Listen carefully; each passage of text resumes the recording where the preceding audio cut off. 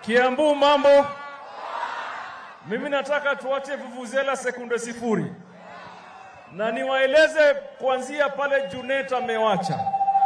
Lakini nataka niwaulize watu wa Kiambu. Baada ya hayati Jomo Kenyatta, Mwenyezi Mungu kumchukua mbele ya haki, Moi alipoingia, mulingoja miaka mingapi mpate serikali nyingine? Miaka mingapi? 24 years Nataka niwaulize, mnajua kwamba vile Ruto amepanga lao akiingia hii serikali, nyinyi watu wa mlima mtangoja miaka 50? Mnajua hivyo? Mnajua hivyo? Na nitawaambia mimi ni kwa nini. Kwa sababu Ruto amejipanga. Jambo la kwanza aliyofanya, alichukua mhalifu kama naibu wake. Ndio maana akiingia katika serikali na hawezi ingia, mpango yake ilikuwa ni Gachagua afungwe, alafu achague mtu mwingine ambaye anayetaka na hatoki hapa mlimani, mjue hiyo. Na alikuwa amepanga kubadilisha katiba, akae hapo, akae.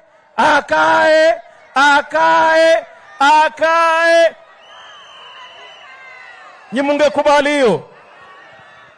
Mimi nataka niseme hapa mchana na ieleweke. Baba na William Ruto ni kama usiku na mchana. Na mimi nataka nichangie vile ndugu yangu Junet ameanza hapa. Waswahili wanasema mgala muue, lakini haki yake mpatie. Mimi nasema mchana hapa ndani ya Kirigiti Stadium, William Ruto ako na sifa zake na baba ako na sifa zake, sivyo?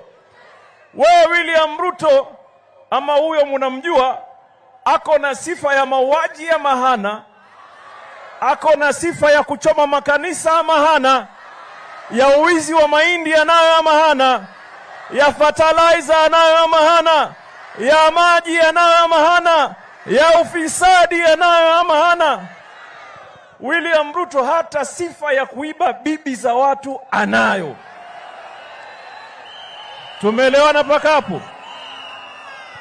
Nauliza wana Kiambu, mumewahi kusikia sifa ya baba amechukua shamba ya mtu? Umewahi kusikia baba amechukua mahindi ya mtu? Ama fertilizer ya mtu? Ama ufisadi? Umewahi kusikia? Waswahili wamesema mgala muueni. Sifa ya baba ni kuweka ahadi. Jambo la kwanza, si baba alisema ataleta katiba mpya? Alileta akuleta? Alisema ataleta ugatuzi? Alileta akuleta? Na mimi nataka niwaambie, mimi nimeona William Ruto na Rigathi Gachagua wakisema ati Raila amesumbua Kibaki. It is Raila single-handedly that supported Kibaki wakati alikuwa katika ajali mwaka wa 2002. It is Raila Odinga who drove Kibaki to the hospital kuanzia kwa aksidenti mpaka kupata matibabu. Ndio wakashikana na kina Martha Karua na kina Mukisa Kitui, wakapigia kura, Kibaki akakuwa rais, hivyo. Huyu William Ruto si pia yeye alipinga Kibaki? Mnasahau? Si William Ruto pia alipinga Kibaki? Hiyo election saa hiyo baba na Martha Karua wakiwa katika hiyo Kibaki tosha, where was William Ruto? Si alikuwa opposition akipinga Kibaki, sivyo?